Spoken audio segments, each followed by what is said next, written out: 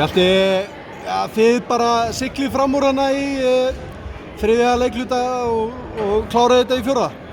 Já, ég meina, við vorum ekki drossalega sáttir við varnarleikinn okkar í þeirra áleik og þó svo við höfum verið yfir þá vorum við að skora alltaf mikið. Við vorum að skora hellingastigum, 51 stig eða eitthvað í áleik en varnarleikurinn var ekki góður í fyrri og við ákveðum að taka eins til þar og sem bara gekk vel upp í seinni. Khalil hann bara hélt ykkur gangandi hann í fyrsta leikluta. Eini maður á blaði hann framan af fyrsta leikluta. Svo hægir hann aðeins á sér. Var þetta vörnin hjá Njarðvík eða var hann bara í smá pásu? Ég meina hann skora fyrstu 17 stigin. Þeir hljóta að fara að dekka hann betur og allt það en þetta er náttúrulega fanta leikmaður. En síðan komu bara fleiri með og þú veist, en hann var vel gíraður, hann var slakur í síðasta leik. En kom vel inn í þennan. Þetta er aðeins öðruvísi leikur, Keflavík Njarðvík heldur en bara eitthvað annað.